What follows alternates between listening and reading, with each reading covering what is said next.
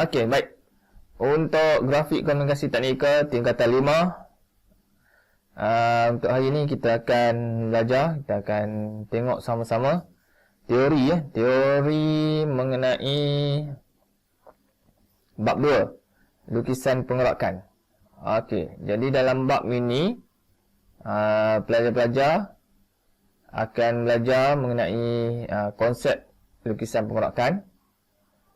Kemudian lukisan pengerakan kaedah selari, lukisan pengerakan kaedah jejarian. Ini standard kandungan dia lah, apa yang kita akan belajar. Jadi kita tengok ni, pengerakan sesuatu objek adalah bentangan. Okey, bentangan objek tersebut di atas satah. Kebiasaannya dilukis terus ke atas permukaan logam, kertas ataupun kadbord. Kemudian bentangan ini dipotong, dilipat dan dicantumkan bagi membentuk objek yang dikendaki. Ini definisi pengerakan, ataupun boleh kita sebut sebagai hamparan atau bentangan. Jadi kalau kita tengok ni dalam buku teks dalam buku teks, ni bumbung masjid ni. Macam mana kita nak lukis ni? Okey, untuk teori kita tengok dulu konsep lukisan pengerakan Okey. Jadi lukisan pengerakan merupakan satu permukaan yang melitupi sesuatu bongkah yang dibentang sebagai satu pengerakan. Pengerakan bagi satu objek bermaksud bentuk permukaan objek dibentang secara rata pada satu satah.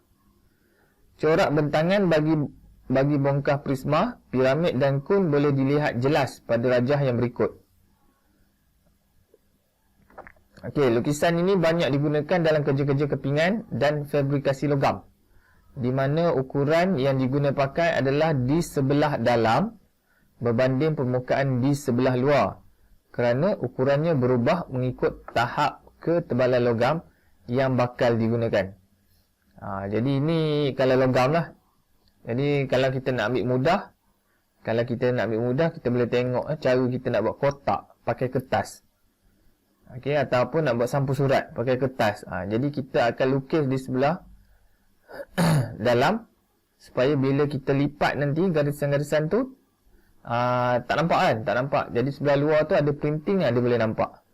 Tu contoh mudah lah. Biasanya saya bagi dalam kelas. Okey, mari kita tengok dulu. Ni namanya bongkah prisma. Okey, bongkah prisma ni banyak kita tengok. Contoh dia seperti tempat penyimpanan fail. Okey, tempat penyimpanan fail. Jadi nak buat bongkah prisma ni, ni kaedah dia. Pengerakan kaedah selari. Jadi dia satu kadbord besar, dia lukis dulu macam bentuk ni. Kemudian cantum, isi gam. Okey, ni asas. Okey, jadi ini adalah bongkah prisma. Jadi dia guna kaedah pengerakan kaedah selari. Okey, yang kedua, bongkah piramid. Okey, ni piramid. Okey, piramid. Jadi pengerakan dia adalah kaedah jejarian. Dia ada kaedah dia, jejari. Maknanya kita kena pakai jangka lukis sini. Cucuk sini ada buat separuh belatan. Nanti kita belajar tu Jadi asas dia adalah pengerakan kaedah jejarian. Yang ini adalah kon. Ataupun kita panggil kon lah. Kon aiskrim. Jadi kalau kita nak buka, yang ni kalau kita nak birthday party kan, kita letak dekat atas kepala tu. Ni dia. Jadi nak buat ni, nak buat macam ni, kita kena guna kaedah pengerakan kaedah jejarian juga. Kena cocok sini, jangan lukis. Buat lukis. Cuma beza dia, garisan biru ni maknanya garisan kita nak lengkungkan dia, tak ada lipatan. Kalau yang hitam ni, ini adalah garisan lipatan. Ni lipatan. Yang biru ni bukan lipatan ni lengkung je. Yang ketiga, tengok bongkah peralihan. Ni bongkah peralihan ni gabungan. Okey, tengok tapak dia berkemungkinan tapak piramid, bongkah piramid. Kemudian dalam dia tu, ni kon ni, cocok ke dalam ni. Yang atas dia, mungkin segitiga ni, piramid ni. Jadi ini adalah pengorakan kaedah penyegitigaan. Dia ada. Jadi kat sini untuk muka surat ni kita ada pengorakan selari, pengorakan jejarian dan pengorakan kaedah penyegitigaan. Okey, boleh tu Okey, next seterusnya. Ni kita akan tengok. Untuk kaedah pengorakan, kaedah pengorakan, dia ada istilah dia panjang sebenar, bentuk sebenar, sudut sebenar. Ada 3 tu. Jadi untuk kita definasi 3-3 ni, kita kena tengok di contoh tersebut, contoh bawah ni. Okey. Jadi kita tengok dulu Ini adalah pandangan atas. Okey, pandangan atas. Ni pandangan hadapan, ni pandangan tambahan. Ni kita dah belajar kan. Pandangan tambahan ni. Okey, jadi objek dia macam ni. Jadi kalau kita tengok pandangan atas, kita akan dapat panjang sebenar. Panjang sebenar ni maknanya memang D ke C. Memang betul lah panjang dia. Kalau katakan 10 mm, 10 lah. 100 mm, 100 lah. Okey. Kalau C ke B, ini juga adalah panjang sebenar. Okey, panjang sebenar ni panjang sebenar. Tetapi, jika pandangan hadapan, pandangan hadapan, kalau kita tengok sini ke sini, sini ke sini, kita kena tengok dulu. Dia adalah panjang sebenar ke bukan? Kita tengok pula kat sini, sudut sebenar. Ni sudut sebenar. Tapi kalau kat sini kita belum sure lagi, ni adalah sudut sebenar atau bukan. Ni adalah bentuk sebenar yang warna biru ni. Ni panjang sebenar, panjang dia ni. Tapi kalau ikut tepi ni, kita belum tahu lagi betul ke panjang sebenar dia. Jadi kita tengok definisi dia. Panjang sebenar ialah ukuran sebenar sisi objek pada piramid. Panjang sebenar yang dapat dilihat pada pandangan di atas ialah AB, BC, CD, DA. Yang ni panjang sebenar. Panjang sebenar adalah panjang sisi objek pada piramid. Bentuk sebenar. Bentuk sebenar boleh dilihat dengan mengunjurkan pandangan tambahan. Jadi ni dia kena unjur pandangan tambahan baru dapat bentuk sebenar. Sudut sebenar yang dilihat pada permukaan atas bukanlah sudut sebenar. Ni permukaan atas. Ni permukaan atas. Ni sudut dia ni kan. Bukan sudut sebenar. Sudut sebenar dapat dilihat pada pandangan tambahan. Sudut sebenar dapat dilihat pada pandangan tambahan iaitu sudut BEC. Ni. BEC. Ni sudut dia sebenar. Jadi kadang-kadang kita tak boleh ambil pada sini untuk dapatkan sudut sebenar. Jadi harap yang tu clear dulu. Seterusnya, kita tengok pengelasan bongkah. Bongkah terdiri daripada 5 kumpulan. Ada 5. 1, 2, 3, 4, 5. Iaitu prisma. Ni dia yang biru, ni prisma. Silinder. Ni purple. Ungu ni purple dengan ungu sama kan. Prisma, silinder.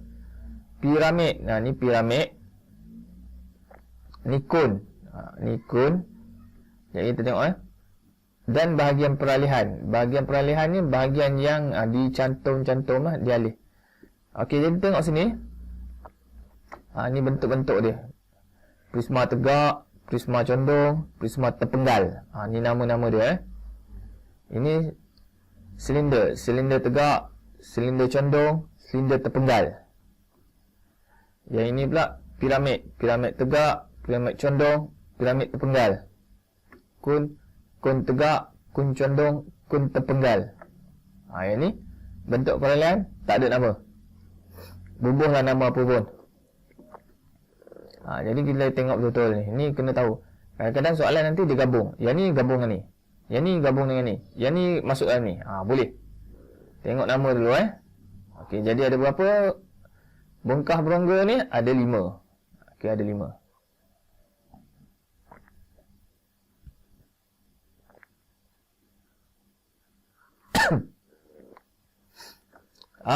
Jadi jenis lukisan pengorakan. Okey, jenis lukisan pengorakan mengikut pengelasan bongkar, kaedah selari, kaedah jejarian dan kaedah segitiga. Tadi dia kata penyegitigaan. Yang ni pula nama dia kaedah segitiga. Sama je. Merupakan kaedah yang digunakan untuk menghasilkan lukisan pengorakan. Menunjukkan 3 kaedah pengorakan bagi pengelasan bongkar. Jadi yang ni kita kena hafal sikit lah. Okey, kena hafal sikit. Okey. Jadi kita tengok kaedah selari biasanya digunakan untuk prisma dan juga silinder. Okey, jenis bongkar dia prisma tegak, prisma terpenggal, prisma oblik, silinder tegak, silinder terpenggal, silinder oblik. Okey. Kaedah jejarian piramid tegak dan kon tegak. Yang tegak aja piramid tegak, piramid terpenggal, kon tegak, kon terpenggal, frustrum. Okey, kaedah segitiga piramid oblik, kon oblik. Okey. Bahagian peralihan. Kaedah penyegitigaan. Jadi kita kaitkan balik dengan yang ini. Jadi kalau kaedah jejarian, kaedah selari, prisma dan juga silinder tegak. Jadi mana prisma dan silinder tegak? Ini dia prisma dan juga silinder tegak. Kaedah jejari. Okey. Dua ni je atas ni. Kalau kaedah jejarian, piramid tegak, kon tegak.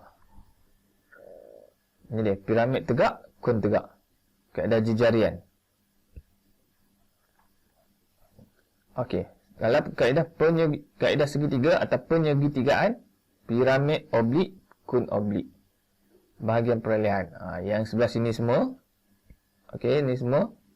Kemudian oblik. Okey, ni. Prisma merupakan bentuk poligon yang mempunyai permukaan sisi yang selari, manakala bentuk silinder mempunyai permukaan sisi yang bulat.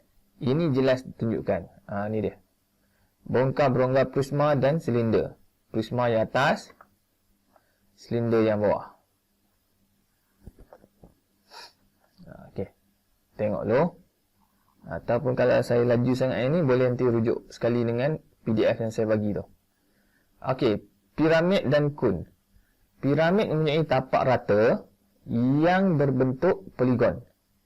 Mempunyai permukaan sisi yang condong dan bertemu pada satu titik puncak. Bertemu pada titik puncak. Serta mempunyai permukaan sisi yang berbentuk segitiga. Kun mempunyai tapak bulat dan sisinya membentuk melengkung dan bertemu pada titik puncak. Bentuk piramid dan kun ditunjukkan. Jadi ini adalah piramid. Ini piramid tegak, piramid condong, piramid terpenggal, piramid terpenggal. Yang ini kun tegak, kun condong, kun terpenggal, kun terpenggal. Okey, boleh dapat ni Okey, bahagian peralihan. Merujuk kepada komponen yang menyambungkan dua bahagian yang berlainan bentuk atau berlainan saiz atau berlainan kelihatan rentas. Yang bergabung-gabung tu namanya bahagian peralihan. Jadi, bentuk bahagian peralihan yang biasanya terdapat dalam salur air, paip, salur penyaman udara dan sebagainya. Ni kalau tengok ni, kalau awak pernah tengok, yang ini mungkin ada dekat dapur rumah. Ni pun sama. Exhaust fan, exhaust hood. Yang tu lah, yang sedut asap masak. Macam ni lah, dia punya design asas dulu. Sekarang dah canggih lah, dah tak perlu panjang besar-besar lah, semua kecil-kecil. Okey, baik. Harap ini teori ni boleh ni lah, boleh baca dan jawab soalan dia. Okey, berikutnya komponen dalam lukisan pengorakan. Terdapat 5 komponen dalam lukisan pengorakan, iaitu yang pertamanya garisan elemen, garisan bentangan, garisan lipatan, kelin, bentangan dalaman. Jadi kita tengok. Ini adalah namanya silinder. Okey, silinder. Jadi, garisan elemen merupakan garisan ilusi yang dilukis pada permukaan pengorakan. Tujuan garisan elemen ini dilukis untuk menunjukkan bentangan sesuatu objek.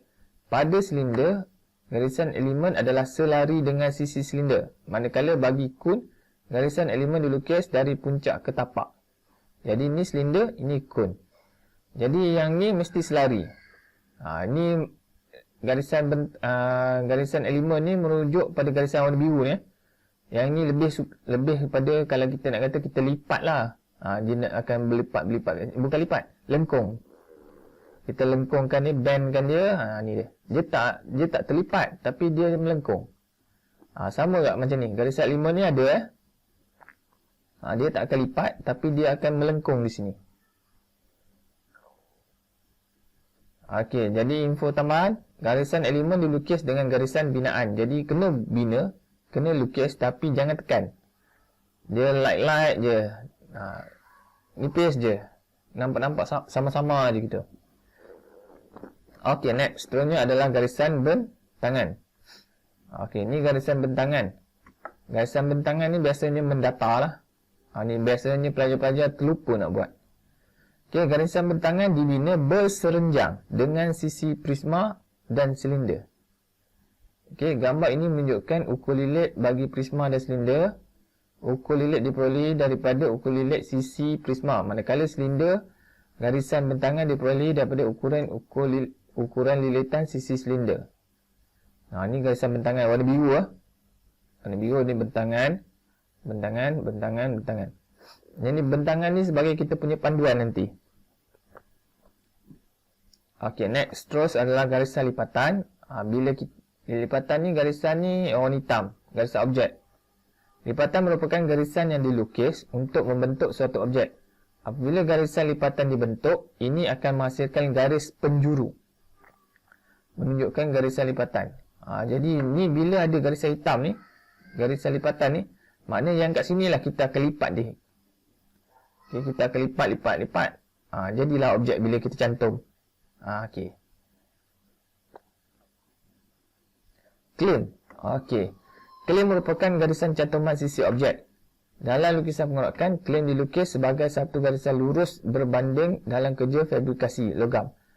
Claim dilukis lebih dari sisi objek untuk membuat sambungan bertindan. Lazimnya, claim dibuat pada bahagian paling pendek untuk sambungan. Jadi ni dalam gambar kita, claim ni macam ni je. Ujung tu ujung untuk kita cantum. Kita gam. Untuk kita welding. Tapi dalam lukisan dia tak ada extra. Tapi kalau kita buat bentangan sebenar, kalau kita nak buat objek sebenar, dia kena ada lebih sikit supaya kita boleh gamkan dia. Ataupun kita boleh weldingkan dia. Ni namanya claim. Okey, bentangan dalam. Jadi yang ini kena tahu. Kalau kita tengok, objek yang berwarna biru ni, itu adalah bentangan dalam. Jadi ni warna biru kan? Dalam. Warna biru kan? Dalam. Jadi bentangan dalam. Apabila suatu pengorakan dilakukan, bentangan tersebut akan dibuat dengan memaparkan permukaan sebelah dalam bongkah berongga. Jadi bentangan yang kita nak lukis, ni yang nak lukis ni sebelah dalam. Supaya bila kita lipat, dia tak nampak. Jadi kalau kita nak printing, di sebelah luar. Jadi itu saja untuk teori. Ini latihan 2.1, tolong jawab. Tolong jawab, scan ataupun snap print screen, jawab. Tak perlu salin balik teknologi canggih kan. Print screen, jawab ni, send pada saya. Nanti saya tanda PBS awak. Okey, itu saja untuk teori. Kita akan sambung lagi dengan amali